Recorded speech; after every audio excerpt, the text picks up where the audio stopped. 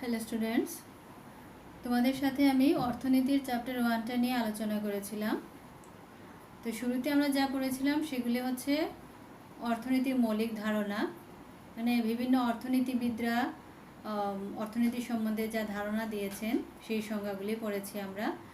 তারপরে পড়লাম আমরা অর্থনীতির পরিসর, আর সেই সাথে পড়েছিলাম অর্থবিজ্ঞানের মৌলিক ধারণা।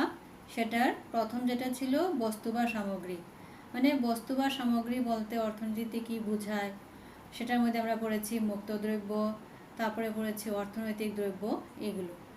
তো এটার বাকি যে অংশগুলো সেটার মধ্যে 2 নম্বর যেটা কনসেপ্ট সেটা হচ্ছে উপযোগিতা।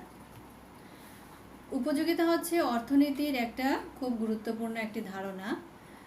উপযোগিতা বলতে বুঝি আমরা কোনো একটি বস্তু বা সেবা কার্যের অভাব পূরণ করার ক্ষমতা। এখানে খুব ভালো করে বুঝবে যে ক্ষমতা শব্দটা, সেই ক্ষমতা শব্দটাই হচ্ছে সবচেয়ে গুরুত্বপূর্ণ। যে কোনো দ্রব্য সেটার যদি অভাব পূরণ করার যদি ক্ষমতা থাকে তখন সেই ক্ষমতাটাকে আমরা বলি উপযোগিতা। তো তার মানে কি, উদাহরণস্বরূপে যদি আমরা বলি, ধরো একজন ক্ষুধার্ত ব্যক্তি, তার কিসের দরকার? তার হয়তোবা অন্নের দরকার, নয়তোবা তার রুটির দরকার, আর নয়তোবা অন্য যে কোনো রকমের খাদ্যবস্তুর দরকার। তো সেই খাদ্যবস্তুগুলি, সেটা ভাত হোক, রুটি হোক বা অন্য কিছুই হোক, সেই দ্রব্যগুলি ওর ক্ষুধা মেটানোর জন্য ক্ষমতা রাখছে। তো সেই ক্ষুধা মেটানোর যে ক্ষমতা এই দ্রব্যগুলিতে আছে সেটাকে বলা হয় উপযোগিতা।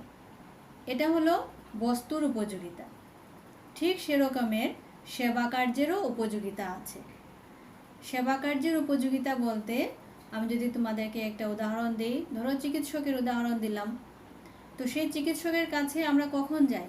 যখন আমাদের শরীরে কিছু একটা অসুস্থতা বোধ করি তখনই আমরা চিকিৎসকের কাছে যাই, এবং উনি কী করেন? আমাদেরকে ওষুধ দেন, দিয়ে আমরা সুস্থ বোধ করি বা আমরা আরোগ্য লাভ করি।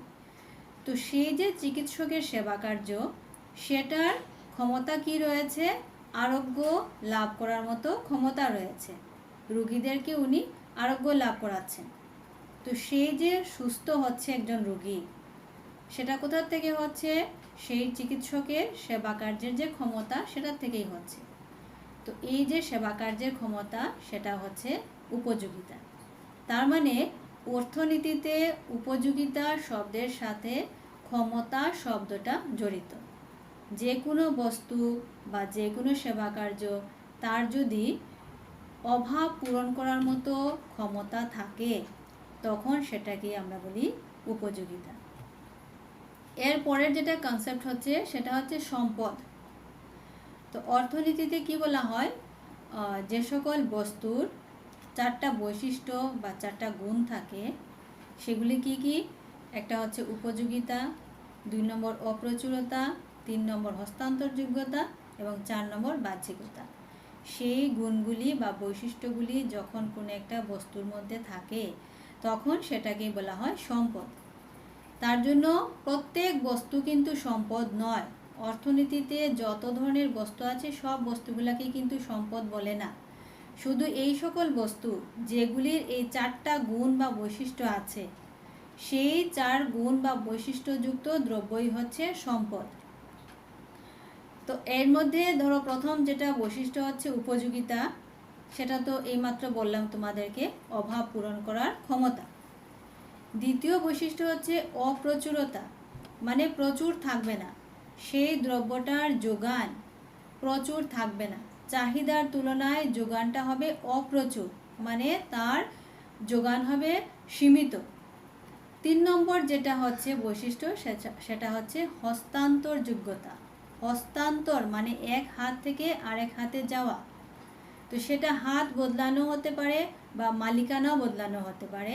তো এই রকমের যেসব বস্তু যেগুলাকে এক হাত থেকে অন্য হাতে নেওয়া যায় বা একজন মালিকের কাছ থেকে আরেকজন মালিকের কাছে যেতে পারবে, সেই ধরনের যেটা গুণ সেটাকে বলা হয় হস্তান্তরযোগ্যতা। চতুর্থ যে বৈশিষ্ট্য হচ্ছে সেটা হচ্ছে বাহ্যিকতা। বাহ্যিকতা কথাটার অর্থ হচ্ছে যে সেই বস্তুটার বাইরের একটা শেপ থাকতে হবে, এক্সটার্নাল একটা শেপ থাকতে হবে।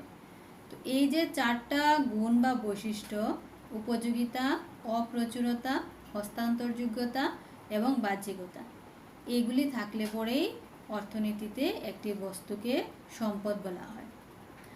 এবারে দেখো, এদিক দিয়ে আলোচনা করলে আমরা কিন্তু সূর্যের রশ্মিকে কিন্তু আমরা সম্পদ বলি না, অর্থনীতিতে সম্পদ বলা হয় না। সূর্যের রশ্মি দেখো আমাদের জীবনে প্রত্যেকটা পদেই দরকার। আমাদের জীবন রক্ষার জন্য সূর্যের রশ্মির এত উপযোগিতা, কিন্তু তারপরেও আমরা সূর্যরশ্মিকে অর্থনীতিতে সম্পদ বলি না। সেটার কারণটা হচ্ছে যে সূর্যের রশ্মি হচ্ছে অপ্রচুর, এই যে বৈশিষ্ট্য এটা নাই, মানে সূর্যের রশ্মির যোগান হচ্ছে অসীম। আমাদের চাহিদার তুলনায় সূর্যের রশ্মি অনেক বেশি। যেহেতু এই বৈশিষ্ট্যটা সূর্যের রশ্মির মধ্যে নাই, মানে অপ্রচুরতা, এই বৈশিষ্ট্য সূর্যের রশ্মির মধ্যে নাই, তার জন্য এটা এত প্রয়োজনীয় হওয়া সত্ত্বেও অর্থনীতিতে সূর্যের রশ্মিকে সম্পদ বলা হয় না। তাছাড়া অন্যান্য দ্রব্য, যেমন ধরো খাদ্যদ্রব্য, তারপরে বস্ত্র, চেয়ার টেবিল, আমাদের ঘর বাড়ি, তোমাদের খাতা কাগজ কলম যা যা আছে সব কিছুই হচ্ছে সম্পদ, কারণ এইগুলির মধ্যে এই 4টা বৈশিষ্ট্য বিরাজমান। পরবর্তী যে ধারণাটা হচ্ছে সেটা হচ্ছে অভাব। অভাব শব্দটা তো তোমরা এমনিতেই বুঝতে পারো, অভাব হচ্ছে মানে কোনো কিছু যখন আমরা পাই না তখনই সেটা হয় আমাদের অভাব। তো অর্থনীতির মধ্যেও সেই একই ধারণা, অভাব বলতে এটাকেই বোঝা হয়, কোনো কিছু যখন আমাদের কাছে থাকে না তখনই হচ্ছে সেটা অভাব। তো সেই অভাবটা ধরো আমাদের বেঁচে থাকতে হলে কিসের দরকার? খাদ্যবস্তু, তারপরে ধরো বস্ত্র, তারপরে ঘর বাড়ি, এগুলি আমাদের খুব দরকার। এছাড়া তো আরও কত কিছুই আছে। তো এই জিনিসগুলি যখন আমাদের কাছে থাকে না, আমরা যখন পাই না, তখনই এটা হয়ে যায় অভাব। তারপরের কনসেপ্টটা হচ্ছে কল্যাণ। তো কল্যাণ মানে কি? ভালো, শুভ, এটাকে বলা হয় কল্যাণ। তো অর্থনীতিতে 2 রকমের কল্যাণ নিয়ে আলোচনা করা হয়। একটা হচ্ছে অর্থনৈতিক কল্যাণ, একটা হচ্ছে অনঅর্থনৈতিক কল্যাণ। অর্থনৈতিক কল্যাণ যেটা, সেটা সাধন করা যায় মুদ্রার মাধ্যমে, আর অনঅর্থনৈতিক কল্যাণ সেটা হচ্ছে নৈতিক, এটাকে অর্থ দিয়ে মূল্যায়ন করা যায় না। তো সেই 2 রকমের কল্যাণ অর্থনীতিতে আছে, একটা হচ্ছে অর্থনৈতিক কল্যাণ, একটা হচ্ছে অনঅর্থনৈতিক কল্যাণ। তারপরের ধারণাটা হচ্ছে দর মানে দাম। তো যখন আমরা কোনো কিছু একটা জিনিস কিনতে যাই তখন আমরা কি করতে হয়? সেই দ্রব্য বা বস্তুটার আমরা দাম জিজ্ঞেস করি এবং সেই অনুযায়ী আমরা সেই দাম বা দর দিয়ে জিনিসটাকে আমরা কিনে আনি। তো তার মানে বস্তুর বিনিময় মূল্যই হলো দর। যে কোনো একটা বস্তু বিক্রেতার কাছ থেকে যখন ক্রেতার কাছে আসে, তখন যে বিনিময়ের মাধ্যমে আসে সেই বিনিময়ের যে মূল্য, সেটাই হচ্ছে দর। তো এটা তোমরা সাধারণভাবে বুঝতে পারো, কারণ তোমরা সবাই দোকানে যাও, বাজারে যাও, তোমরা যখনই কিছু একটা জিনিস কিনো, তখন এই জিনিসটা যখন আমাদের কাছে আসে বা তোমরা যখন কিনে আনো, তখন তোমরা তো আর এমনিতে আনো না, তোমরা একটা কিছু মূল্য দিয়ে আনো। তো সেই মূল্যটাই হচ্ছে, বা সেই টাকা যেটা দাও সেটাই হচ্ছে দর। তারপরে কনসেপ্টটা হচ্ছে চাহিদা। চাহিদা হচ্ছে অর্থনীতির একটি খুব গুরুত্বপূর্ণ ধারণা। চাহিদা বলতে কি বোঝায়? ভোক্তার কোনো একটি বস্তু পাবার আকাঙ্ক্ষাকে চাহিদা বলে। যারা ভোক্তা, তো সেই ভোক্তা মানে যে ভোগ করে তাকেই ভোক্তা বলা হয়। তো সেই ভোক্তার কোনো একটা বস্তু, সেটা পাওয়ার যে আকাঙ্ক্ষা মানে ইচ্ছা, সেই আকাঙ্ক্ষা বা ইচ্ছা, কিছু একটা জিনিস পাওয়ার যে আকাঙ্ক্ষা বা ইচ্ছা, সেটাকে বলা হয় চাহিদা।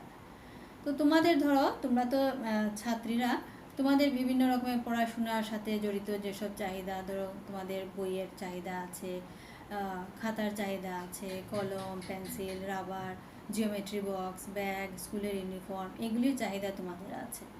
তো এই যে কোনো কিছু একটা পাওয়ার যে আকাঙ্ক্ষা, সেটাই হচ্ছে অর্থনীতিতে চাহিদা। কিন্তু এখানের মধ্যে একটা কথা আছে, অর্থনীতিতে কিন্তু চাহিদার সাথে আরেকটা ধারণা খুব ওতপ্রোতভাবে জড়িত, সেটা হচ্ছে আর্থিক ক্ষমতা। তার মানে সেই আকাঙ্ক্ষাটাকে পূরণ করার জন্য আর্থিক ক্ষমতা থাকতে হবে। একটা উদাহরণ দিয়ে বুঝিয়ে দিই। যেমন ধরো একজন ভিখারি, তার হয়তো মনের ইচ্ছে হলো তার একটা গাড়ি লাগে, বিরাট বাড়ি লাগে, কিন্তু অর্থনীতিতে সেই যে ভিখারির যে ইচ্ছাটা, গাড়ি বাড়ির যে ইচ্ছা, সেটাকে কিন্তু চাহিদা বলে না। কারণটা হচ্ছে সে তো ভিখারি, তার তো সেরকমের আর্থিক ক্ষমতা নাই এই চাহিদাকে মেটানোর জন্য, সেই আকাঙ্ক্ষাকে মেটানোর জন্য তার কাছে কিন্তু আর্থিক ক্ষমতা নাই। তো তার জন্য এই ক্ষেত্রে সেই ভিখারির যে ইচ্ছা সেটাকে কিন্তু চাহিদা বলা হবে না। অর্থনীতিতে চাহিদা বলবো আমরা সেটাকে, যে ইচ্ছাটাকে পূরণ করার জন্য একজন ব্যক্তির আর্থিক ক্ষমতা থাকবে, তখনই গিয়ে সেই ইচ্ছাটাকে অর্থনীতিতে চাহিদা বলা হয়। পরবর্তী যেটা ধারণা সেটা হচ্ছে যোগান। তো যোগান তোমরা বুঝতেই পারছো, যে কোনো কিছু উৎপাদন করলে পরেই সেটার যোগান হয়। কিন্তু আরেকটা কথা আছে এখানে গুরুত্বপূর্ণ যেটা কথা, সেটা হচ্ছে যোগান কিন্তু অর্থনীতিতে হচ্ছে এমন অংশ, যে অংশটা বাজারে নিয়ে আসা হয়। একজন উৎপাদক সে প্রচুর পরিমাণে উৎপাদন করতে পারে, কিন্তু সব জিনিসকে কিন্তু সে বাজারে নিয়ে আসে না। যতটুকু অংশ, তার উৎপাদনের যতটুকু অংশ সে বাজারে নিয়ে আসবে, সেই অংশটুকুকেই বলা হয় যোগান। এবং যেটাকে সে আনবে না, জমিয়ে রাখবে, সেটাকে বলা হয় স্টক। তো সেই যোগান হচ্ছে এতটুকুনি অংশ, যে অংশটাকে একজন উৎপাদক বাজারে নিয়ে আসবে বিক্রি করার জন্য, সেটাকে বলা হয় যোগান। তারপরে আমরা পাবো বাজার। তো বাজার বলতে সে তো তোমরা সবাই জানো, এটা একদম কমন ধারণা। বাজার হচ্ছে এমন একটা জায়গা যেখানের মধ্যে ক্রেতা থাকে, বিক্রেতা থাকে, সামগ্রী থাকবে, ক্রেতা বিক্রেতার মধ্যে সেই সামগ্রীটাকে ক্রয় বিক্রয় করা হবে, এবং সেই সাথে কি থাকতে লাগবে, দাম থাকতে লাগবে বা দর থাকতে লাগবে। তো এইসব জিনিস থাকতে হবে, এবং সেই সাথে একটা সময় থাকতে লাগবে, একটা নির্দিষ্ট সময়ের মধ্যে যে জায়গায় জিনিসপত্র এনে কেনা বেচা করা হয় মূল্যের মাধ্যমে, সেই জায়গাটাকেই বলা হয় বাজার। তো সেই বাজারের মধ্যে দেখো, তোমরা তো সচরাচর সব বাজারেই দেখো, অঞ্চল ভিত্তিক বাজার আছে, তোমাদের পাড়ার মধ্যেও কিছুটা বাজার থাকে। সেগুলি ছাড়া আমাদের স্টক বাজার আছে, অনলাইন বাজার আছে। এবার তো তোমরা, এখন তো সবাই আমরা অনলাইন বাজার করি। তো এই সব কিছুই কিন্তু অর্থনীতিতে বাজার ধারণার সাথে অন্তর্ভুক্ত। আজকের জন্য এতটুকুই আমি পড়ালাম তোমাদেরকে। বাকি আরও কয়েকটা ধারণা রয়েছে, এগুলা নেক্সট আলোচনা করব।